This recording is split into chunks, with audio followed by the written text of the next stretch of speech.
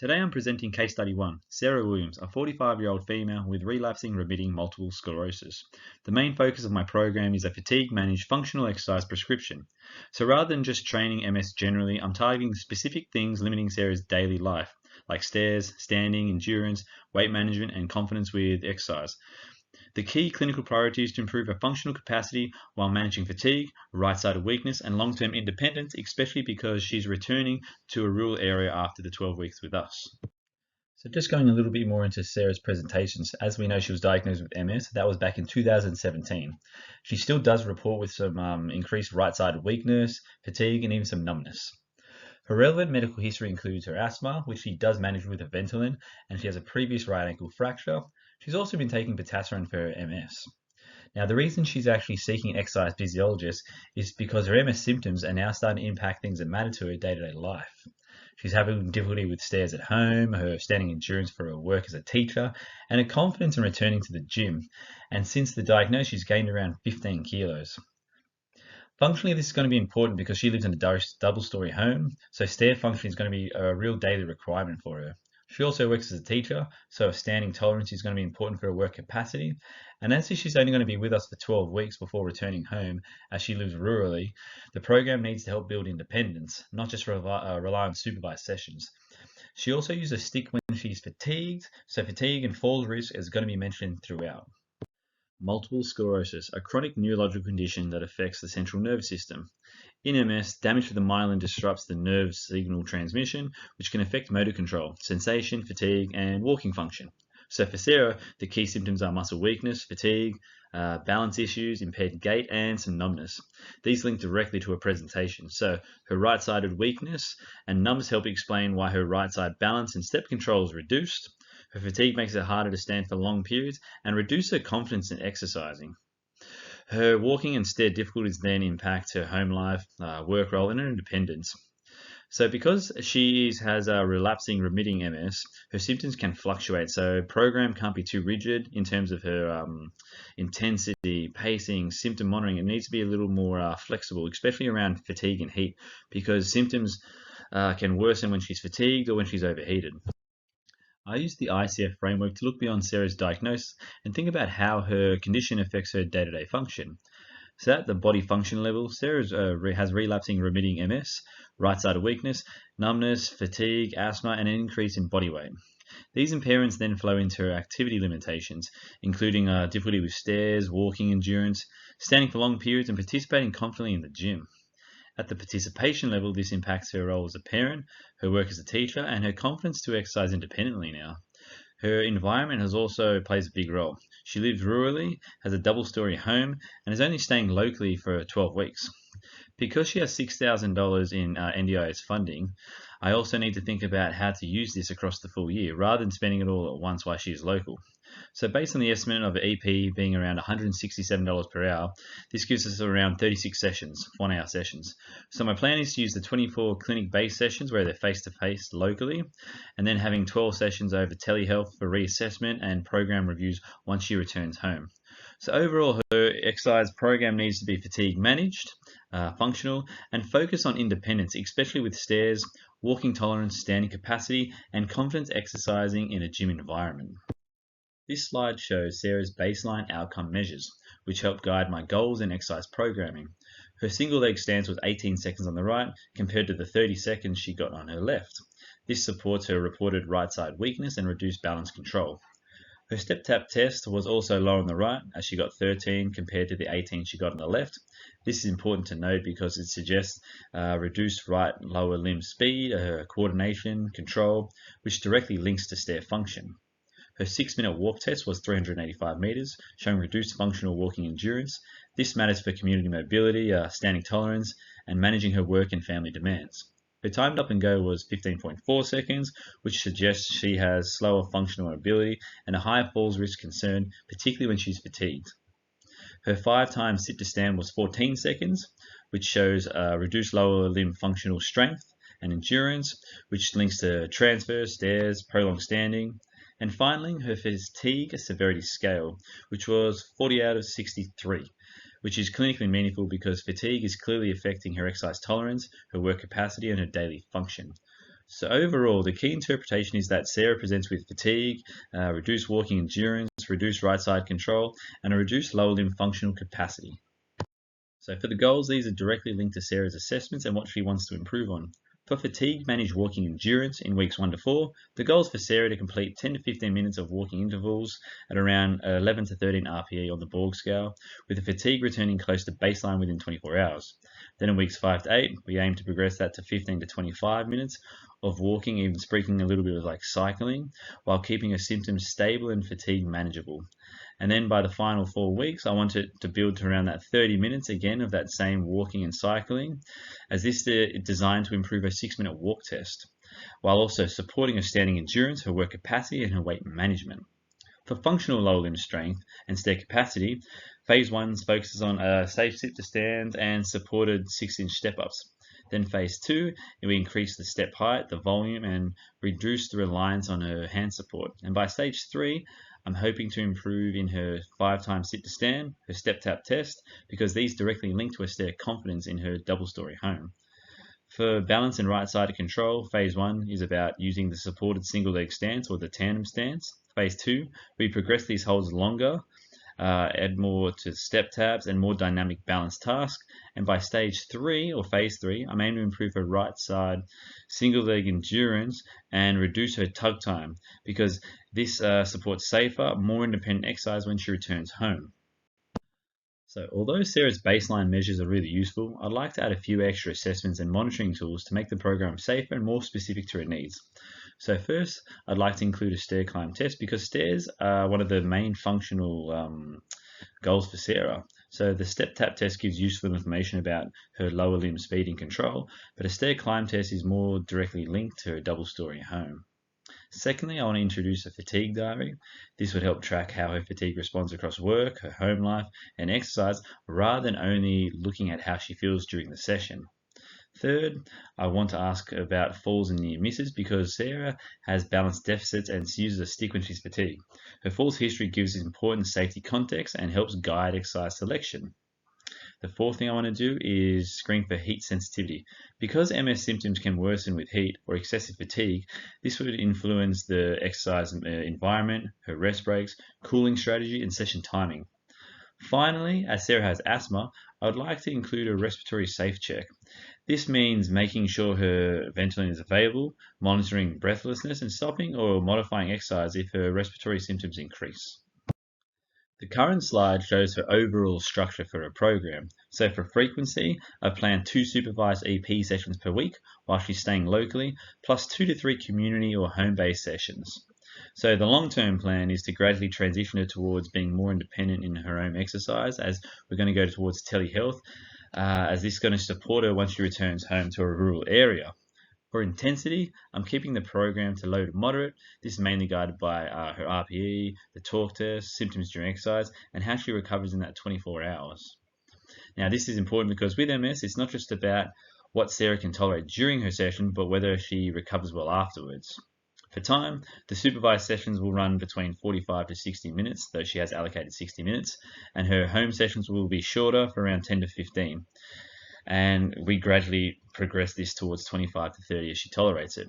For type, the program includes aerobic exercise, we got resistance training, balance training, functional stair training, and we even give some education throughout. For volume, I'm starting with a lower total workload because she has a FSS score of 40 out of 63 and was already fatigued after she did her baseline assessments. So from there, I would gradually build her aerobic minutes and strength sets based on her symptoms and a 24-hour recovery. And for progression, I'd prioritize increasing the duration, repetitions like step height, balance demands, and independence before pushing intensity higher. So this slide just shows the general weekly structure across the program phases. So Monday, we've got our first in-clinic session, which focuses on strength, stair capacity, balance, and some right-sided control. I go a little more in depth in this one on the next slide. Tuesday is her first home session. It includes walking, and then later on in the day, it's got simple strength exercise with some balance work.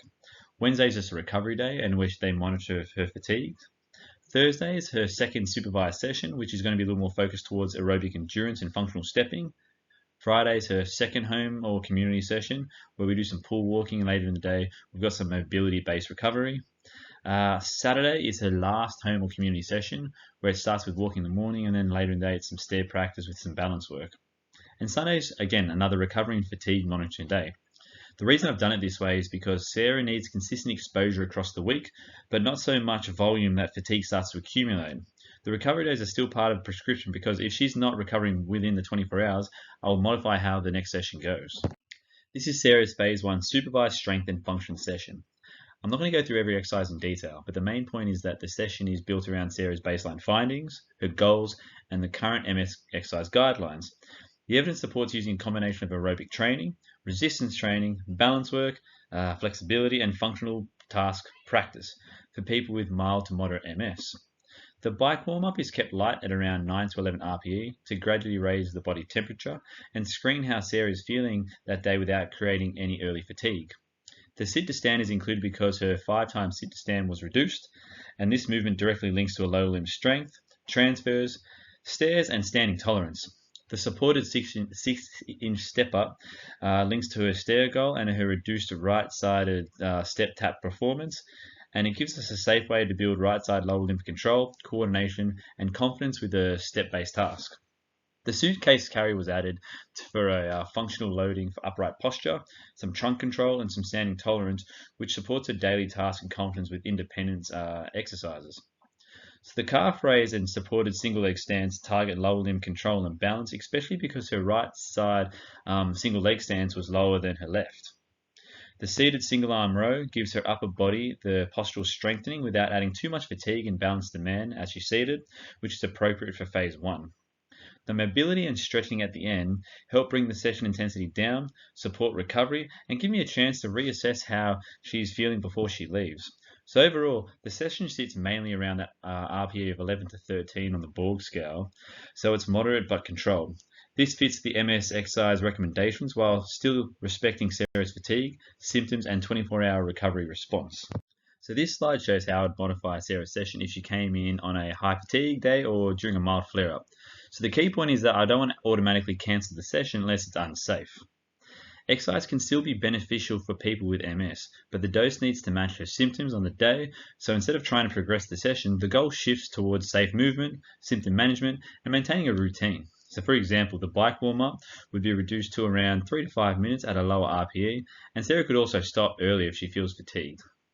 The sit to stand would be regressed by using a higher chair, more hand support, and fewer repetitions. This keeps movement functional, but reduces the strength and endurance demand.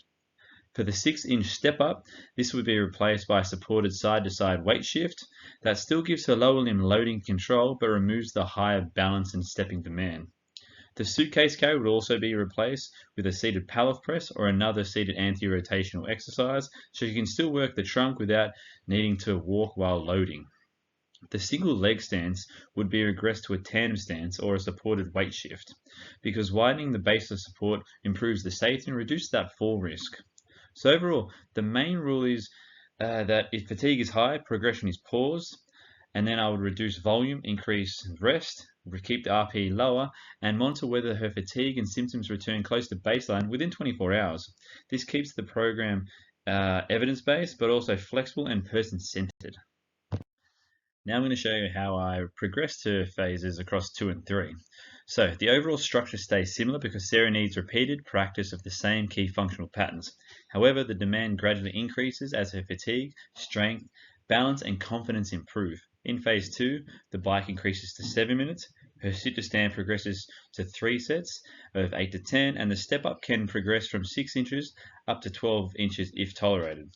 Her single leg stance duration also increases, and calf raises can progress by adding load or reducing hand support, also going to single leg. In phase 3, the bike increases again to 8 minutes as we can introduce more advanced lower limb work such as a goblet squat, while still keeping the session around 11 to 13 RPE. The step up remains functional and goal specific, while balance becomes more dynamic by adding challenges like head turns during the single leg stance. The point is that I'm not suddenly changing the whole program, I'm progressing the same outcome that matters most for Sarah, which is her aerobic tolerance, her lower limb strength, her stair function, balance, and her independence.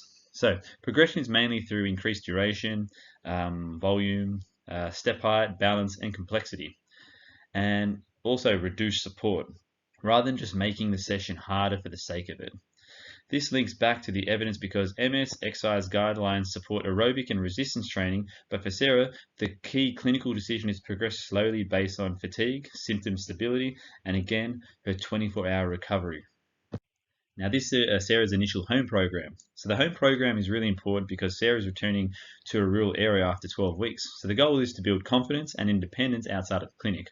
So you can see in day A, she has walking in the morning, and then in the afternoon, she does a sit to stand, standing calf raises, and single leg support stance. These exercises continue to target her walking endurance, lower limb strength, and balance. Then you can see day B, it's the lower intensity one, which starts with pool walking if it's available. If not, you just do a lower intensity walk. Then later in the day, she has her stretching, some ankle circles, hamstring stretching, and thoracic mobility. So I'm using this more of a recovery and confidence-based session rather than the main progression tool. And then for day C, this includes walking again, some low step practice in the afternoon with rail support, some supported single leg balance, elevated calf raises. This links directly to a stair goal, her right sided control, and her standing tolerance. So the main home progression is gradually increase walk duration, improve independence with strength and balance exercise, and slightly increase the RPE where appropriate. However, the pull working is actually going to stay around the same intensity because I'm using it as a recovery option and a safe way to keep it moving. I've also included the option to split the home session into two parts, such as walking in the morning and strength or balance in the afternoon. This is important because fatigue accumulation is a major issue in MS, and breaking the session up may improve her adherence, recovery, and confidence with independent exercise again. Now I want to talk about safety and how I'd have to do things and make clinical day-to-day decisions for Sarah and her program. So the main point is that progression is not going to be automatic. It depends on her fatigue, her symptoms, balance, heat sensitivity, asthma, and a 24-hour recovery. Let's say if Sarah comes in with mild fatigue, I would continue the session but increase rest and avoid progressing exercises. If she came in with moderate fatigue or poor sleep, I'd reduce the volume by about 30%, lower the RPE, and simplify some balance tasks. But if she came in with, say, high fatigue or a mild flare-up, I would use seated or supported exercises, avoid high balance tasks, and reduce anything that may increase heat stress, and the overall volume I'd decrease by around 50%. If she's not recovered from my session within 24 hours, I'm going to reduce the next session and delay the progression because we don't want to keep going forward.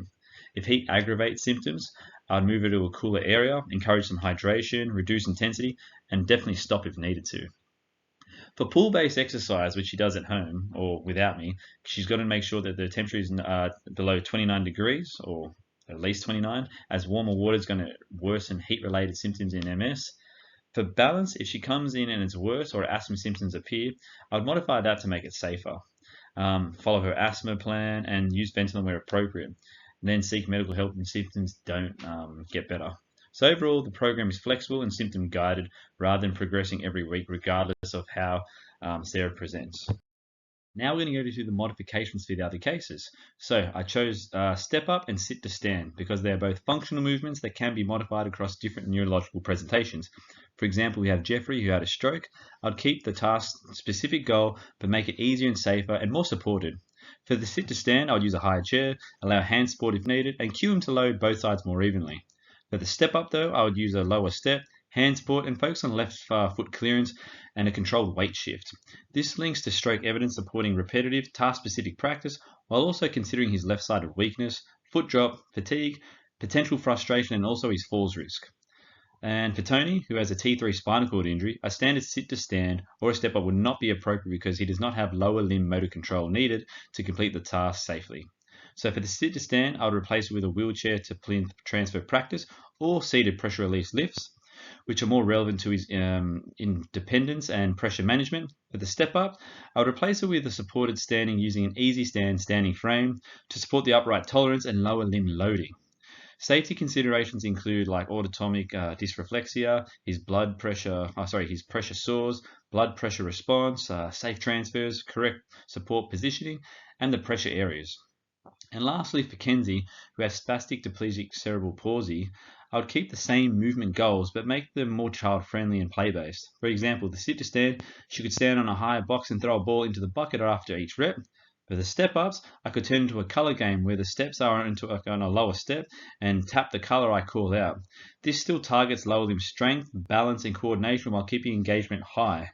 while considering other things like spasticity, knee valgus, fatigue, seizure history, and safety with close supervision. So overall, the goals stay functional, but the exercise is modified based on each person's neurological presentation, their goals or safety risk, and obviously the available evidence. The final slide is about special considerations across other cases. We have Jeffrey. He's an older Aboriginal man post-stroke.